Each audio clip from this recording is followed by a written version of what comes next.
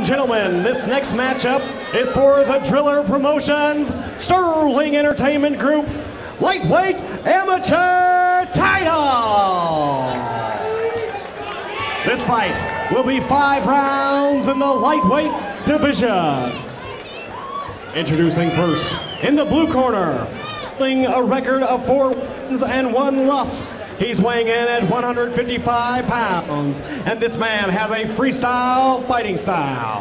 He's fighting out of Thunder Bay, Ontario, Canada, and representing Leading Edge Gym, Bradnon "The Beast" Gardner.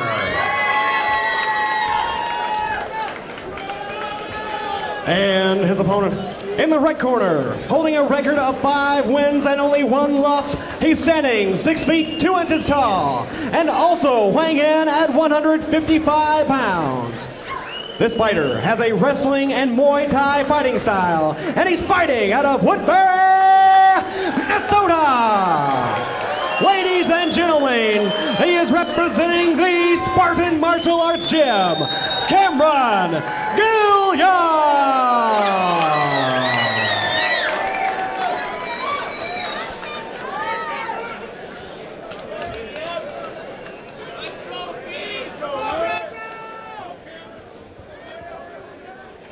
Bradnon Gardner in the white trunks taking on Gilliam in the black. Gam is what I like to call him. It's one of your favorite fights on the card, isn't it, Druzy? I'm actually pretty excited for this. Oh, man. Gardner coming in swinging. He's wrestling background on Gardner. Yeah, what is his wrestling background? He wrestled, obviously wrestling in Canada is not sure. It's good. But I want to say he wrestled at the... because of the metric system. Hey, come. Is it because of the metric system, Ben, actually? No, it's because they haven't been doing it as long. Ben says it wasn't. In case you can't hear Ben. Well, there you go. Oh. Goes for the shot and gets stuffed. Yeah, Cam got a little overzealous there after stuffing the shot. A little overzealous trying to catch his back there. Just control! Gardner's got a posture. It drives me nuts when you see these wrestlers that are willing to put their head down. He puts his head down and he leaves his arms open for potential control. A guillotine's wide open because his head's driving forward. Hands touch the mat. It can be Kimura, armbar. He's already setting up the triangle. Why? Because his arm was down. Yeah, nice pass. A lot of them can get out of it because they've just got that great guard passing. They keep a low base. Half of their triangle defense tends to be, hey, I'm going to try and give him a triangle, and then I'm going to shrug out of it.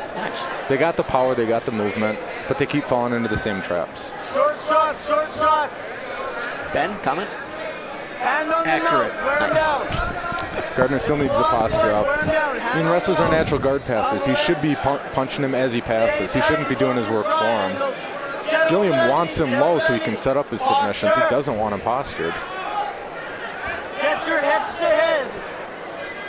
This is just stalling. Hand on the mouth and short shots. I'm actually surprised the referee hasn't warned him. Daryl's tired. Stay active, stay active. He's a little tired. Pummel inside, Bradnon. I think because it's a 5-round fight, he's being a little bit more lenient. It's a title fight. There you go. In a 5th round, there's no way in hell this will happen. No. There, nice. Hit him against Gates. It's probably because Gilliam's staying active on the bottom. Yeah, that too. That helps. Walk him back, Bradnon. I get really excited for triangle setups. I can't even control myself. Who's Gilliam's lost to, Drew? That's a good question. I'm not sure. Oh, he lost in his pro debut. Or no, I'm sorry. I'm thinking of Nichols again. Gilliam looks like he's trying to turn in for the armbar. Gardner's controlling the hips really well, though. But like you said, with a wrestler like that, with super strong hips and being as squirmy it looks like he wants an omoplata. Oh, that would be sexy. Take that back. It looks like he wants to clear the leg for the triangle. 9 different submissions. 20 seconds. None of them are going to work out too well, though. Posture. Out. Stand up and drop if you want. 10 seconds. You can finish hard. Keeps turning. Go for a leg, maybe. Now with 10 seconds left. Almost an omoplata sweep off that. So do you He's staying active. Yep. Did you just get a knee in the face there? I think you did. It looked like an incidental, yeah. When he was twisting. Round score, Ben. I got 10-9 Gardner. Choking? I'm always biased towards I'm always biased, but I'll give Gardner the takedown on that one. I'm a little pissed the way it ended. Sure. But I'll still give him that round. Fair enough. It's hard, you know what I mean? none of his submissions were close enough to give him too much credit for it. Like, if any of those had gotten a little closer, I'd feel, because true, I mean, what did Gardner do? He took him down, that's it. Like, you know, and he did stuff one takedown as well. So, you know, I'd like to give him credit, but the judges are going to just see the guy was on top the whole round. Yeah, they'll give him the points for the takedown. And like you said, if he was in more danger from a triangle or Kimura or something like that. Yeah.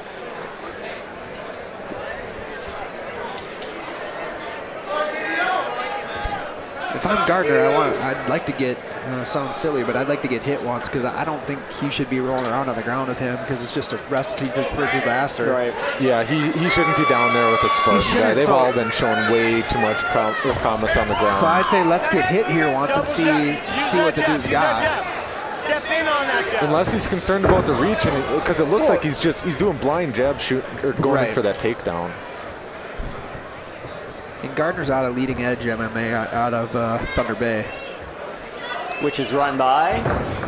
Oh, tries the arm drag takedown and ends up in bottom cross. Right? Gets half guard. I think you're on it. I think so. Gardner needs to start getting that underhook. That overhook's not going to do him any good in half guard position. He's just going to get stuck there. He's got to dig it under. Leading edge, of course, home of the famous Kenny Kid Chaos. Oh, man. Dude, what is he up to these days? Real estate. Really? Yeah. Gardner's got to keep getting there it is. Starts to come up. He's either got to control that leg or he's got to pull back, get butterfly hooks, maybe even full guard. He's got to move. Decent position in BJJ, bad position in MMA. I see a guy in the crowd wearing a Minnesota Wrestling sweatshirt. Gophers, you mean? Yes. Gophers and Iowa tied today, 15-all. Gophers were down big. Really? They were down 15-3. Holy smokes. Knee in, push away. Extend. Gilliam looks like he's starting to set up a pass.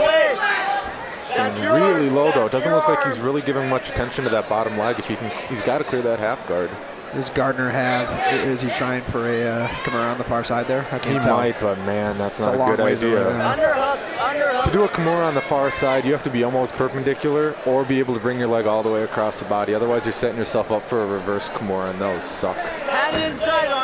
They don't see people do them a lot, and I don't know why, because people go for that half guard Kimura like it's an option, and it's a bad option. Juicy, you were there for Battle at the Barn when Heath Wood lost his elbow. Oh, yeah. Marius, another Canadian. Gardner's working the Z guard, trying to keep his knee in, but if he doesn't drive his knee forward, Gilliam's still within punching range. The reach is just too mismatched right now for this. You've got space, Brandon. Make it and go.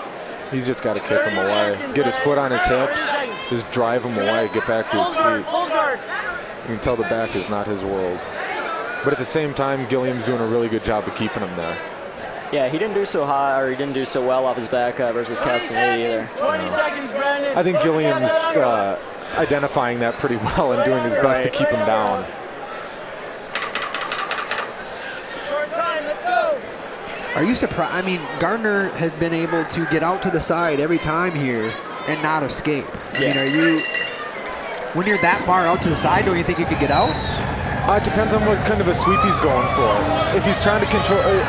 I mean, you shrimp out to the side that far. And then he can try and backdoor with the underhook, but it was a really shallow underhook.